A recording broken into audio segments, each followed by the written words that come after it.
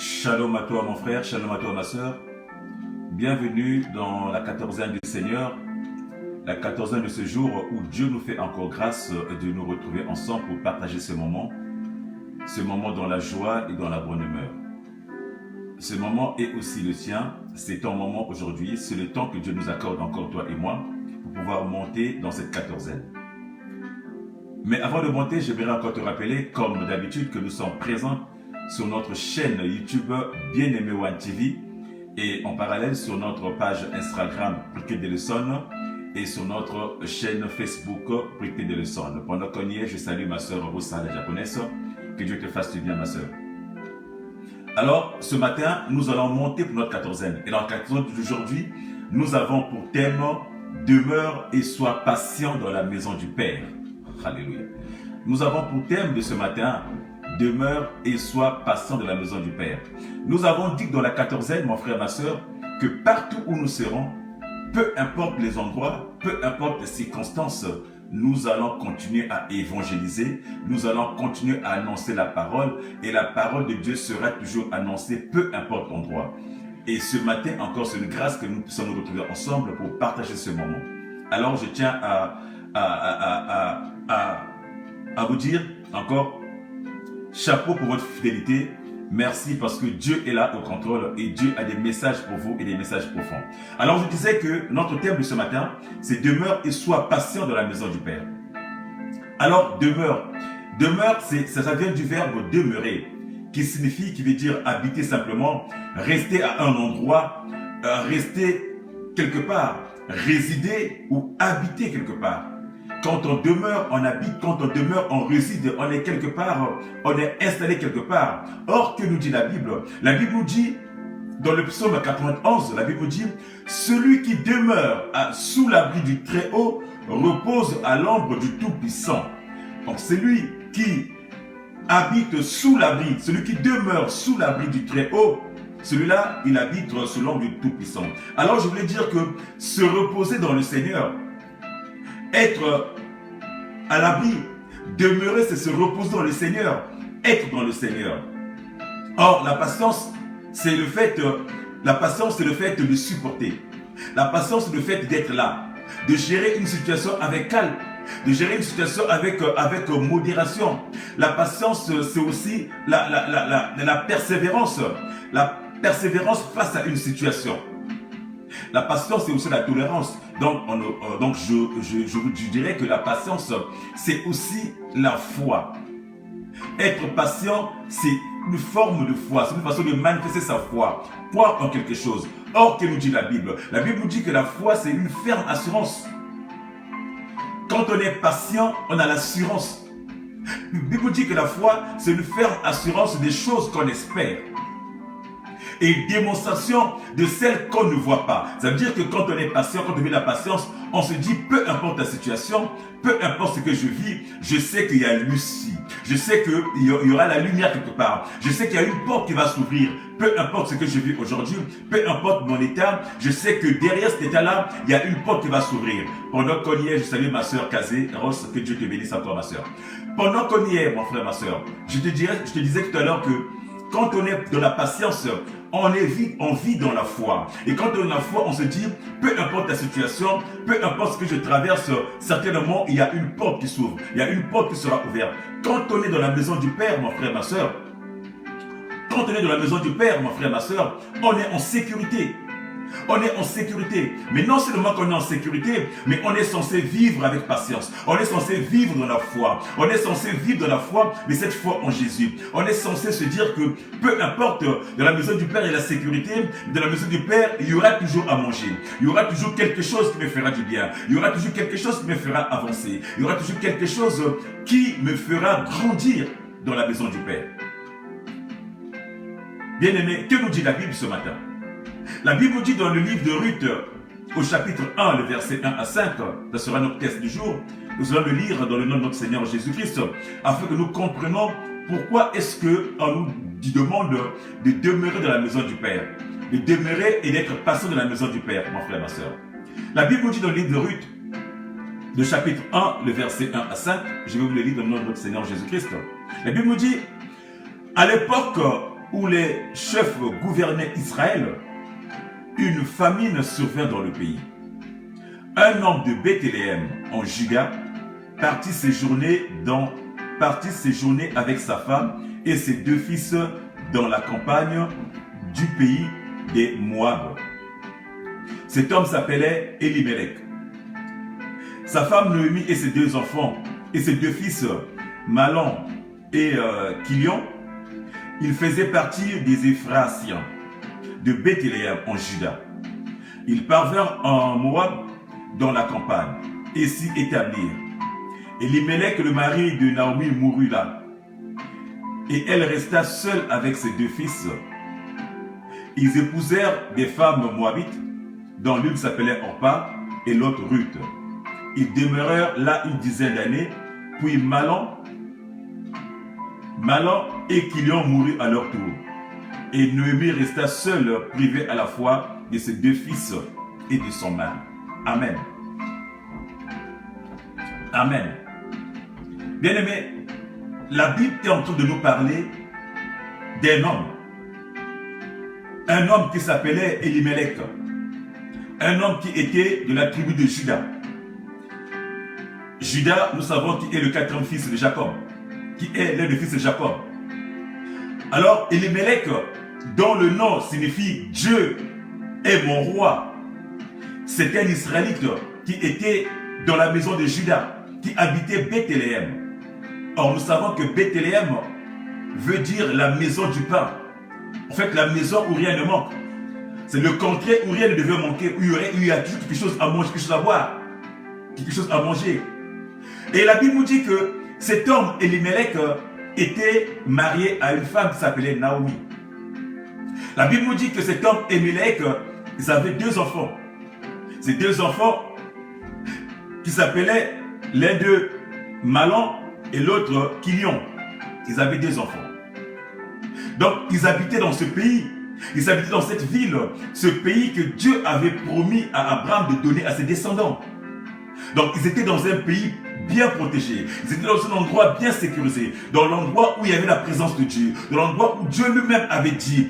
Dieu lui-même avait juré que dans ce pays-là, je donnerai à tes descendants. Donc, qui sera là? Le pays où coulerait le lait et le miel. C'est le pays de Juda. C'est le pays d'Israël. C'était aussi Bethléem, là où Elimelech et sa femme et ses 2 enfants vivaient tranquillement. Bien-aimé, la Bible nous dit qu'un jour, il y a eu la famine dans cette ville. Et aussitôt, mon frère, ma soeur, Elimelech prit avec lui sa femme et ses 2 enfants et sortit de la ville pour aller dans un territoire lointain, pour aller dans un territoire ennemi, pour aller dans un autre endroit parce que ce dernier ne supportait pas la famine. Ce dernier ne voulait pas rester là parce que son ventre ne pouvait pas supporter la famine. Ce dernier s'est dit, moi je ne peux pas rester là où il y a faim. Moi je ne peux pas rester là où il y a des manques. Moi je ne peux pas rester là où il y a des choses manquent. Je veux aller chercher. Je veux aller là où il y a des choses. Je vais aller là où il y a la vie. Il pensait que là où il était, il n'y avait plus la vie. Il pensait que là où il était, il y avait l'absence de Dieu. Il pensait que là où Dieu n'était plus présent parce qu'il y avait la famine. Alors il s'est dit, je m'élève avec ma famille et je me déplace. Il est parti. Il ne peut pas supporter les épreuves. Il ne peut pas supporter ce qui lui est arrivé ou ce qui est arrivé dans cette ville. Il a pris avec lui sa femme et ses 2 enfants et ils sont partis dans un pays lointain. La Bible nous dit, finalement, il a abandonné la maison du pain. Il a abandonné Bethléem. Il a abandonné la maison du Père. Il a abandonné tout ce qu'il avait de précieux. Il a abandonné toute l'alliance qu'il avait. Il a brisé l'alliance. Il est sorti de l'alliance qu'il avait avec son Dieu pour aller dans une terre étrangère, pour aller dans un pays lointain, juste parce qu'il voulait remplir son ventre, juste parce qu'il pensait qu'il voulait quelque chose, juste parce qu'il avait envie de manger, juste parce qu'il ne voulait pas manquer de quelque chose.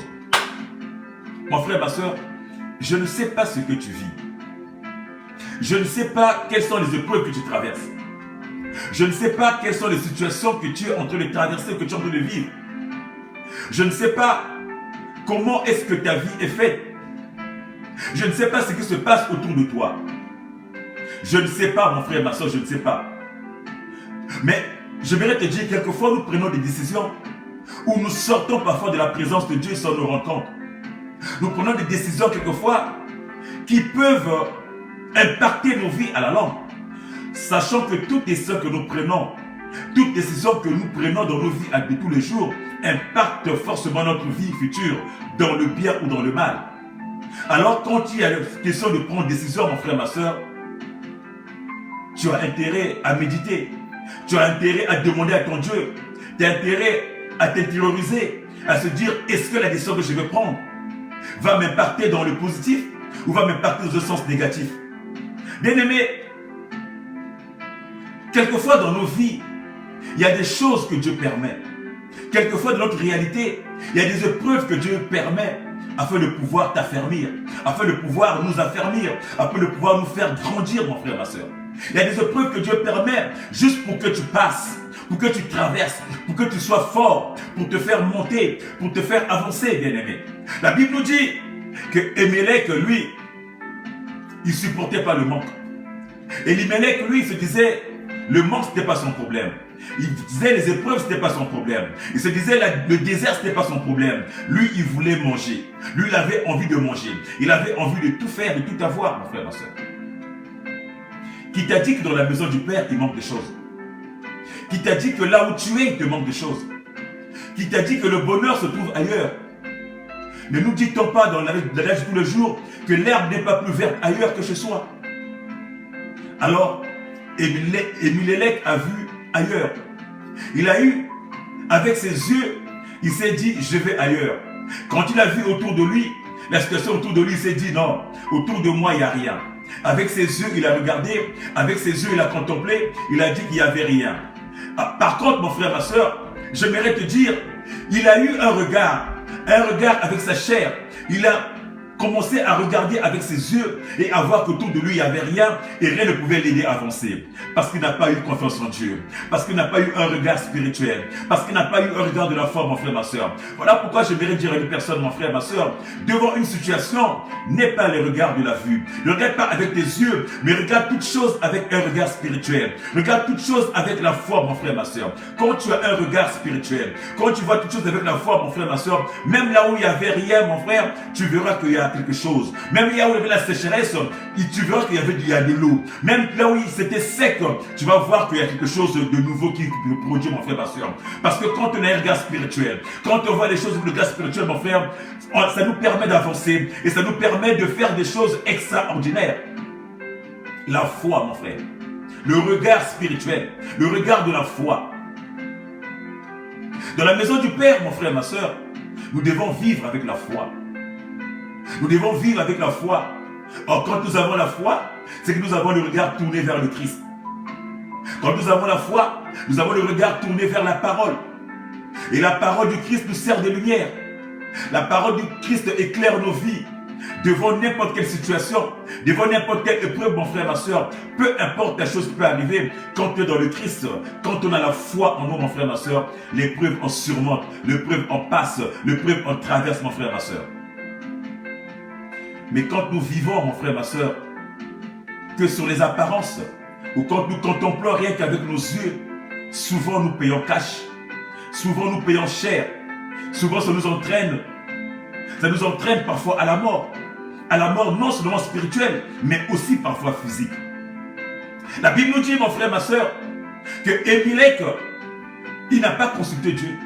Il était dans la présence de Dieu, dans la maison de Dieu, mais il n'a pas pris le temps de consulter Dieu pour savoir s'il fallait qu'il parte ou il fallait qu'il reste. Si la décision qu'il avait à prendre était juste bon, mon frère, ma soeur. Il s'est juste dit, non, mais voilà, je ne veux pas rester. Il s'est levé et il est parti. Il s'est levé et il est parti. Il a décidé de partir, de sortir de Bethléem, de sortir de la maison de Juda, de sortir d'Israël, de sortir de la terre que Dieu avait promis, que Dieu avait donné à ses descendants, que Dieu leur avait donné, c'est-à-dire de sortir de là où était Dieu pour aller dans les terres étrangères. Juste pour manger. Bien-aimés, combien sommes-nous les chrétiens qui ne font qu'à leur tête? Combien sommes-nous des chrétiens qui, face à des épreuves, face à des situations, mon frère, ma soeur, pensent à faire que ce qu'ils veulent? Combien sommes-nous des chrétiens, mon frère, qui s'engagent à des situations sans consulter notre Seigneur? Combien sont ces chrétiens-là, mon frère, ma soeur, qui ne demeurent pas quand il y a des épreuves, qui ne demeurent pas dans leurs églises, qui ne demeurent pas dans leur Seigneur, qui ne demeurent pas dans la maison du Père, qui quand il y a une épreuve, ils partent.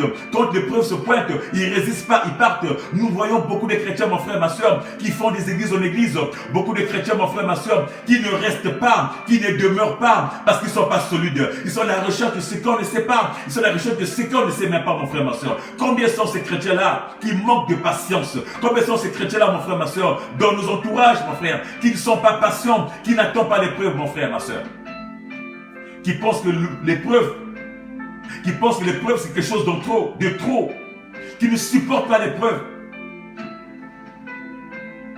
Combien sommes-nous? Combien sont ces chrétiens-là, mon frère, qui partent de gauche à droite? Combien sont ces chrétiens-là qui sont morts en eux, au fond d'eux? Le fait d'aller de gauche à droite. Combien sont ces chrétiens-là qui, en partant, ont été consultés des dieux, certains dieux, des dieux de mort? Combien sont ces chrétiens-là, mon frère, ma soeur, qui en partant ont été consultés des marabouts? Combien sont ces chrétiens-là qui étaient dans la maison du Père, mais face à une épreuve, ils sont sortis pour aller voir mieux ailleurs. Le mieux ailleurs, c'est pour aller rentrer dans des loges, c'est pour aller consulter des marabouts, c'est pour aller voir des choses extra. Et généralement, très souvent, ils sont allés mourir. Beaucoup sont des chrétiens qui meurent aujourd'hui, mon frère, ma soeur, parce qu'ils ne demeurent pas, parce qu'ils sortent de la présence de Dieu, parce que devant une épreuve, ils ne résistent pas. Mon frère, ma soeur, l'épreuve ne te tue pas, mon frère. L'épreuve ne te tue pas, mais l'épreuve t'affermit. Dieu permet l'épreuve pour que tu t'affermisses. Quand Dieu a sorti le peuple hébreu d'Égypte, quand Dieu a sorti les Israélites d'Égypte, il les a pas tout de suite amenés à Canaan, mon frère, ma soeur. Il les a fait traverser dans le désert. Il les a fait traverser des épreuves. Il a permis ces épreuves-là pour qu'ils puissent s'affermissent.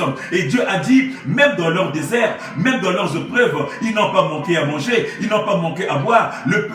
La Bible dit, même dans leurs épreuves, ils n'ont pas vu leurs vêtements usés. Même dans leurs épreuves, leurs chaussures ne s'est pas usées. C'est-à-dire que Dieu a pris soin d'eux. Donc, quelle que soit l'épreuve, mon frère, ma soeur, dans la maison du Père, quelle que soit l'épreuve que tu traverses, Dieu est au contrôle de tout. Dieu sait tout. Dieu voit tout. Alors, pourquoi toi, chrétien comme moi, on ne peut pas résister? On ne peut pas entendre le mot épreuve. On ne peut pas entendre le mot désert. On ne peut pas entendre le mot manque. Quand le mot manque se pointe à nos yeux, tout de suite, on va à la recherche de quelque chose. Quand le mot manque se pointe, on ne sait pas s'élever. On n'a pas la foi. On ne peut pas se dire que l'épreuve est là, mais demain, ça sera bon. On ne peut pas se dire que le manque est peut-être pour aujourd'hui, mais demain, ça sera quelque chose de positif. Tout de suite, nous sautons. Tout de suite, nous partons. Et sans consulter notre Dieu. Partir, c'est pas mal, mon frère, ma soeur. Tout le monde est appelé à partir. Mais quand tu consultes ton Dieu, quand Dieu te permet de partir, tu pars. Parce que Dieu est présent. Quand Dieu t'autorise de partir, il accompagne tes pas. Il marche avec toi, comme il a marché avec les Hébreux dans le désert. Mais quand tu marches par toi-même, tu sors de sa présence. Quand tu décides par toi-même, tu sors de sa présence. Et le résultat et la conséquence, mon frère, ma soeur, c'est la mort. Ça peut être la mort spirituelle. Ça peut être la mort des finances. Ça peut être la mort des relations. Ça peut être la mort dans ta vie des maladies. Ça peut être la mort aussi physique, mon frère, ma soeur, comme Émilec a vécu.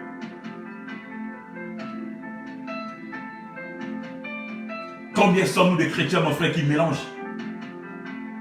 Combien sommes-nous des chrétiens qui ont un pied à l'église et un pied dehors? Combien sont des chrétiens qui ne sont pas stables? Combien sont ces chrétiens-là que moi j'appelle sont des prostituées spirituelles? Qui vont d'église en église, de maison en maison, qui n'ont pas de stabilité, qui ne demeurent pas, qui n'ont pas une demeure, qui n'habitent pas quelque part, qui n'ont pas les deux pieds quelque part. Combien sont ces chrétiens-là, mon frère, ma soeur? Le Seigneur te dira, un jour te dira, pourquoi m'appelles-tu Seigneur, Seigneur, si tu ne fais pas ce que je te dis? Tu vas aller implorer la bonté de Dieu. Tu vas aller implorer sa grâce. Tu vas dire, Seigneur, j'ai faim. Seigneur, j'ai des problèmes. Je n'arrive pas à travailler. Je n'arrive pas à rentrer dans mon mariage. Je n'arrive pas à concevoir. Seigneur, je n'arrive pas à trouver. Seigneur, financièrement, je suis pauvre. J'ai besoin de toi. Dans ma famille, j'ai des problèmes. Dans ma famille, c'est des tensions. Dans ma famille, il y a la dislocation. Dans ma famille, j'ai des soucis. Dans ma maison, je n'arrive pas à gérer. Seigneur, viens au secours. Il te dira, pourquoi tu m'appelles si tu ne respectes ce que je te dis? Si tu ne demeures pas, si tu ne demeures pas en moi, si tu n'es pas sous le rocher, si tu n'es pas en moi, comment veux-tu? Comment veux-tu que j'intervienne? Comment veux-tu que je vienne te donner? Comment veux-tu que j'assure dans ta vie si tu n'es pas posé. Bien-aimé, Émilec n'a pas cru en ce Dieu-là. Il n'a pas cru que Dieu pouvait changer sa vie. Il n'a pas cru que Dieu pouvait changer la situation qu'il vivait à Bethléem. Il n'a pas cru que les choses pouvaient changer parce qu'il n'avait pas la foi. Parce qu'il n'avait pas la foi, mon frère, ma soeur. Parce qu'il n'avait pas la patience. Parce qu'il n'avait pas l'assurance en ce Dieu-là. Et nous sommes nombreux comme ça dans les églises. Nous sommes nombreux comme ça dans des maisons qui ne croyons pas en Dieu.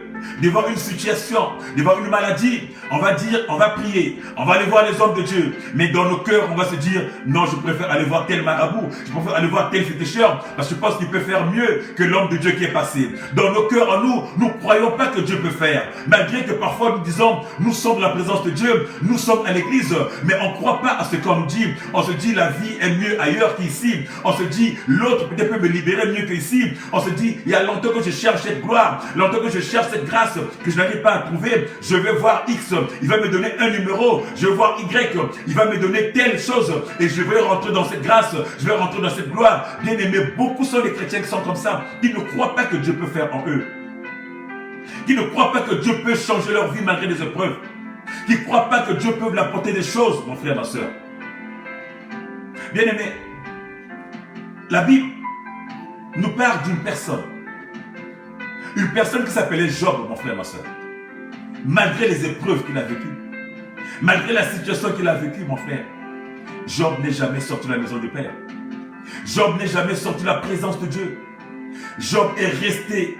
Job a demeuré dans la prière. Job est resté. Il a demeuré dans la prière. Job est resté. Il a demeuré dans la parole, mon frère, ma soeur. Être dans la maison du Père, c'est rester dans la présence de Dieu. Être dans la maison du Père, c'est rester dans la parole, c'est demeurer dans la parole. Peu importe la situation, quelles que soient les épreuves, être dans la maison de Dieu, mon frère, ma soeur, c'est demeurer, c'est rester les deux pieds, mon frère, ma soeur, assis dans cette maison. Alors tu vas chercher quoi ailleurs, mon frère, ma soeur? Qu'est-ce que tu vas trouver mieux ailleurs? Qu'est-ce qu'il y a de mieux ailleurs que de la maison du Père? Pendant qu'on y est, je salue ma maman, ma prophétesse, l'Écrissel Zabana, ma mère, que Dieu te bénisse. Que Dieu te fortifie encore, que te donne la force pour pouvoir continuer à nous apporter de bonnes choses. Bien-aimé, dans la maison du Père, il y a tout. Qu'est-ce que tu vas chercher ailleurs? Qu'est-ce que tu vas chercher là où il n'y a que la mort, mon frère, ma soeur? Eh bien, notre frère Elimelech, il n'a pas cru en ce Dieu-là. Il s'est dit, je vais chercher le bonheur ailleurs. Je vais chercher la vie ailleurs, parce qu'il n'avait pas la foi. Il n'avait pas l'assurance de Dieu-là, mon frère. Et la Bible nous dit, mon frère, qu'il est parti. Il est parti avec sa femme, il a sorti de la présence de Dieu, il a laissé Dieu, il s'est dit, moi je vais ailleurs, mon frère. Mais quel a été le résultat? C'est qu'en arrivant là où il était parti chez les Moabites, la Bible nous dira qu'il a trouvé la mort là-bas. Il n'a pas seulement trouvé la mort spirituelle, mais la mort physique l'a atteint là-bas. Il s'est sorti de la présence de Dieu. Il pensait que ce Dieu, là où Dieu était, là où il était, Dieu n'avait pas de quoi lui donner pour remplir son ventre. Il est allé à l'étranger, il est allé chez les autres. Mais là-bas, le résultat, c'est que c'est la terre qui lui a mangé. C'est la terre qui s'est remplie de son corps, mon frère. Il est mort là-bas. La Bible nous dira que sa femme a perdu aussi les deux enfants. Non seulement lui, mais ses deux fils aussi sont morts. Parce qu'ils sont sortis de la présence de Dieu, mon frère. Toutes les fois que nous sortons de la présence de Dieu, mon frère, nous allons pour chercher la mort. Nous allons pour mourir. Nous allons pour tomber, mon frère. Alors reste-en, demeure-y, mon frère. Dans la maison du Père, il y a tout. Rien ne peut manquer de la maison du Père. Quand la maison du Père, quelles que soient les épreuves, Dieu est là, il assure. Il est au contrôle, mon frère. Quelle que soit la situation, Dieu est au contrôle. Il ne lâche pas ses enfants. Il ne peut pas lâcher une personne qui est dans sa présence. Il ne peut pas lâcher un enfant qui est dans sa présence, qui demeure auprès de lui. Alors, mon frère, ma soeur, toi qui es dans l'église, toi qui es dans la présence de Dieu, toi qui es dans sa maison, reste-y et demeure. Et reste-y et demeure avec la foi dans ton Dieu. Quelles que soient les épreuves, dis-toi que les épreuves, ça passe. Dis-toi que les situations, ça passe. Dieu permet cela pour voir à quel point je suis solide. Dieu permet cela pour voir si je peux encore monter. Et ces épreuves-là, mon frère, ma soeur, nous fait grandir, nous fait avancer, mon frère. Alors pourquoi tu es paniqué quand tu vois une épreuve? Pourquoi tu t'agites quand tu vois une situation? Il y a tout dans la maison du Père. Il y a la joie, il y a la bonté, il y a l'argent, il y a des enfants, il y a le mariage, tout ce que tu veux, il y a à manger, tout ce que tu désires, il y en a dans la maison du Père. Alors qu'est-ce que tu vas chercher ailleurs, qu'il n'y a pas dans la maison de Dieu? Qu'est-ce que tu vas chercher ailleurs, qu'il n'y a pas dans la maison de Dieu, mon frère?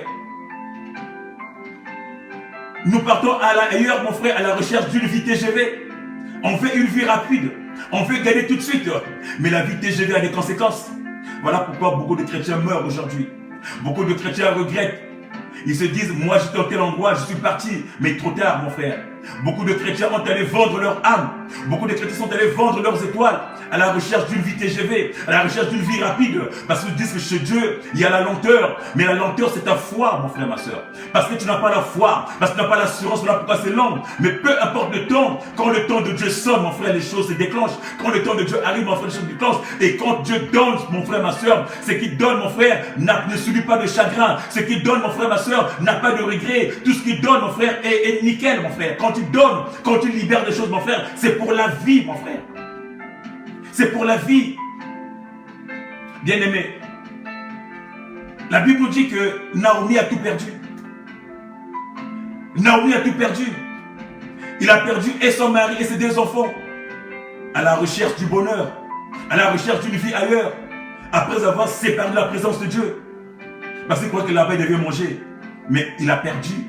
Il a perdu et elle a perdu, mon frère. Alors, ce matin, c'est un message que je vais lancer à un frère et à une soeur. Ne quitte pas la maison de ton père pour aller ailleurs. Ne quitte pas là où tu es la présence de Dieu pour aller chercher ailleurs, pour aller manger les cailloux que le diable va te présenter ailleurs. Ne quitte pas la maison du père pour aller manger les cailloux que le diable va te présenter ailleurs. Ne quitte pas la maison du père pour aller chercher le bonheur ailleurs, car le bonheur est présent dans la maison du père. Le bonheur est dans la présence de Dieu, mon frère. Alors ressaisis-toi, toi qui es parti, reviens à la maison du Père. Toi qui es sorti de cette présence, reviens. Parce que là où tu es parti, tu te trouveras que mort est mort, mon frère, ma soeur. Reviens à la maison de Dieu. Mon frère, la Bible nous dit que Naomi, après avoir perdu son mari, après avoir séparé ses 2 enfants, mon frère, elle a pris conscience, mon frère. Elle a pris conscience et s'est aperçue que la vie n'était pas là-bas, mais la vie était là où elle avait laissé. La vie était à Bethléem, la vie était dans la maison du pain, la vie était à Juda, la vie était en Israël, la vie était là où Dieu les avait donnés. Là où Dieu avait donné, la terre que Dieu avait donnée, là où était la présence de Dieu, la vie était là-bas, mon frère, ma soeur. Mais c'était déjà trop tard. C'est déjà trop tard, mon frère. Il ne serait pas parti, peut-être qu'Émélec et ses 2 enfants et Naomi seraient encore en vie. Ça, c'est Dieu qui doit le savoir. Mais elle est partie, la Bible nous dit qu'en arrivant là-bas, elle a perdu ce qu'elle avait de plus cher. Son mari et ses 2 enfants. Voilà pourquoi, très souvent, mon frère, ma soeur, quand nous faisons des choses, n'agissons pas juste par le plaisir, par nos vues, mon frère. N'agissons pas juste parce qu'on a envie de faire. Ne faisons pas des choses par un coup de tête, parce que moi j'ai envie de faire. Je me sens, je vais faire ceci, cela, parce que là je ne me sens pas. Dans la maison de Dieu, il y a tout. Peu importe ce que tu traverses, dans la maison de Dieu, il y a tout, mon frère, ma soeur. Mais quand tu es là où tu es parti, mon frère, si tu es sorti, reviens. Reviens à la maison du Père, mon frère. La Bible nous parle de cet enfant-là, de ce monsieur-là, papa-là qui avait 2 enfants. L'autre enfant qui est sorti de sa présence. L'enfant prodige qui est sorti de sa présence.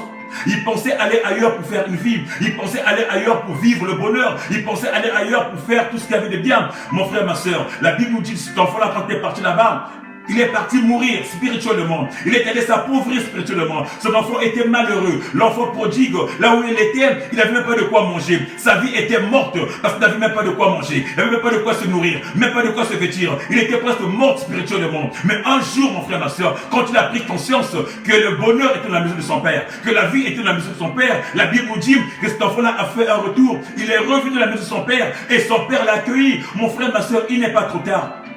Il n'est pas trop tard, mon frère, ce matin. Peu importe ta situation, peu importe là où tu es, peu importe ce que tu demeures, reviens dans la maison du Père. Le Père t'attend les bras ouverts. Le Père t'attend parce que ton bonheur est dans cette maison-là. Ton bonheur est là où il est dans sa présence. Reviens dans les Écritures, reviens dans sa présence, car ton Dieu te fera du bien, mon frère, ma soeur. Là où tu es parti, regarde comment ta vie est devenue sec. Regarde comment ta vie est devenue sèche. Regarde comment tu n'arrives plus à monter. Alors reviens, mon frère, dans la maison du Père et retrouve ton héritage que tu as perdu. Reviens dans la maison du Père, mon frère, et récupère ce que tu as abandonné. Ce que tu as abandonné dans la maison du Père. Alors reviens et reprends ce qui est à toi, mon frère. Ce matin, c'est un message que je te lance, mon frère. Parce que ton bonheur, ta vie, ta santé, ta guérison, ton mariage, ton élévation, c'est tout dans la présence de Dieu. Alors reviens, mon frère, et gagne. Dans la maison du Père, quand tu demeures, tu avances. Quand tu demeures, tu montes. Quand tu demeures, tu grandis. Quand tu demeures, tu vis, mon frère. Quand tu demeures, tu vis. Quand tu demeures, tu vis. peu importe ta situation, peu importe l'endroit, peu importe ta situation géographique, quand tu as la présence de Dieu, Dieu te fait du bien, mon frère. Dieu te fera du bien, ma soeur. Nous avons peur. Émilek a eu peur de la sécheresse. Mais on vous dit que même dans la sécheresse, Dieu peut agir, mon frère. Dans la Bible, dans le livre de Genèse, le chapitre 26, la Bible nous dit que même au temps d'Isaac, il y avait une sécheresse accrue. Il y avait une famine accrue.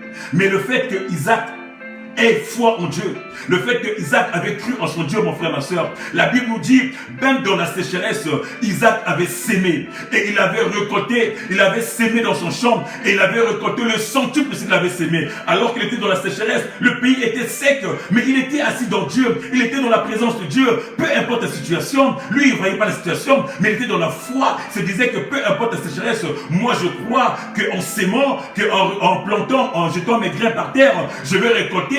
Et Dieu a multiplié au centuple ses récoltes. Cette année-là, Isaac, alors que tout le pays était dans la famine, lui, il avait eu au centuple, il avait récolté parce que Dieu était là.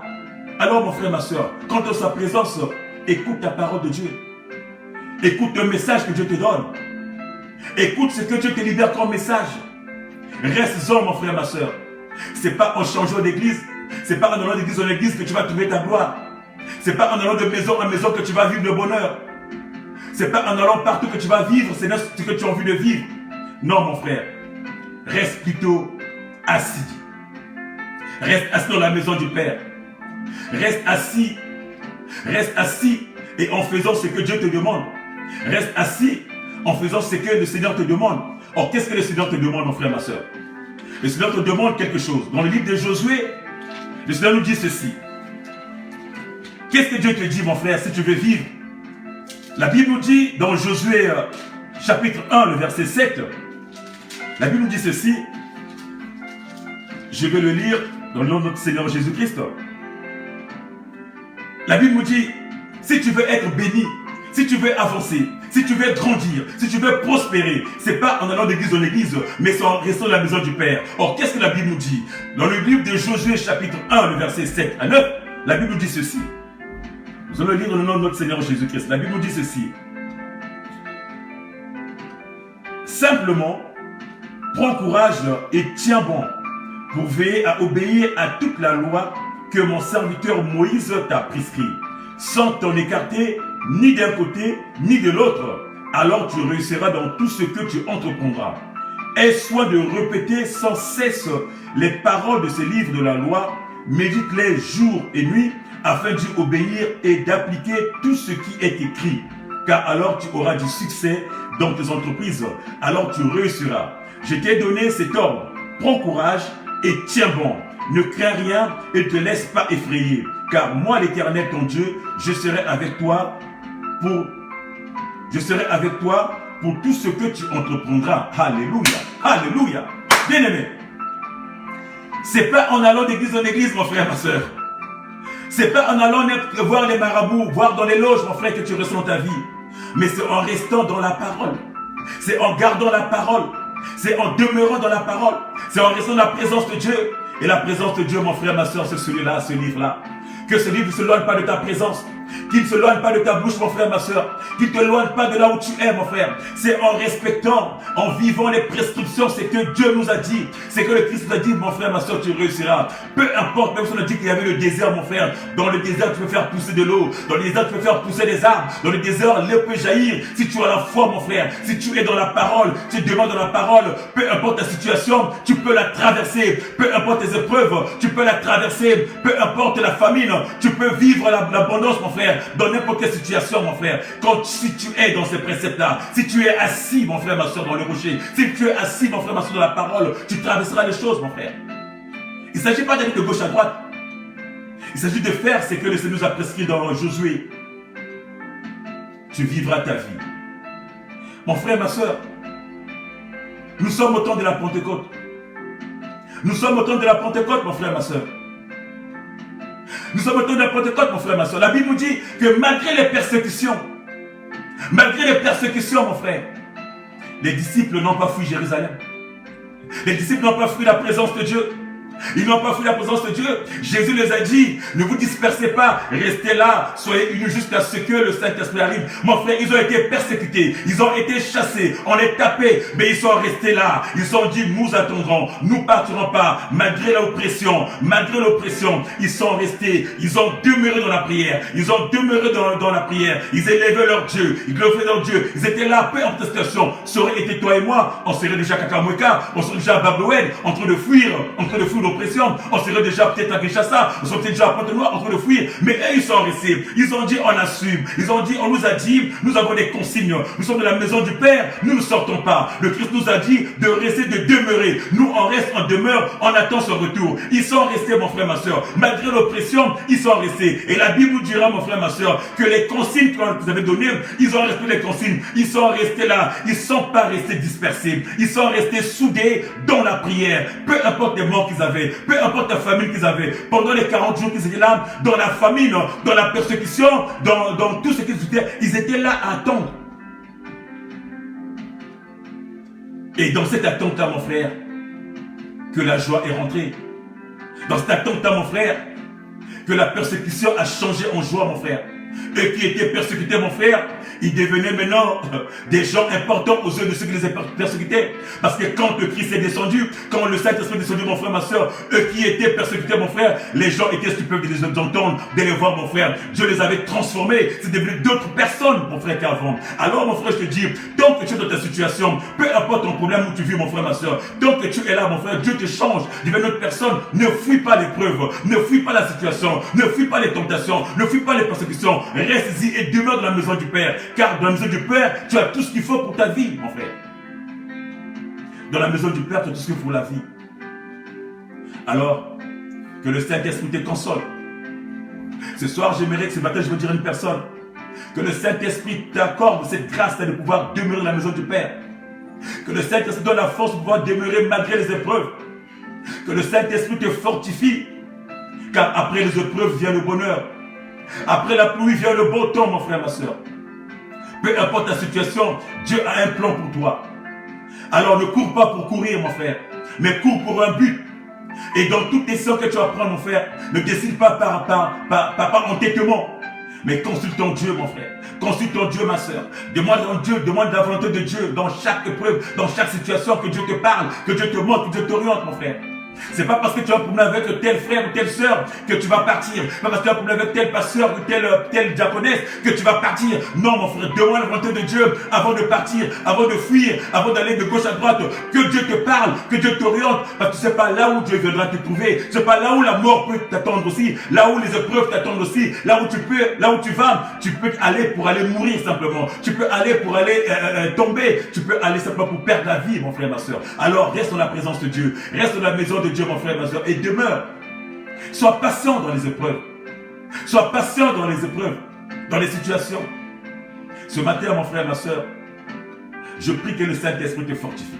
Toi qui es parti, toi qui es sorti de la maison de Dieu, reviens, il n'est pas trop tard. Le Saint-Esprit qui donne la force de pouvoir revenir.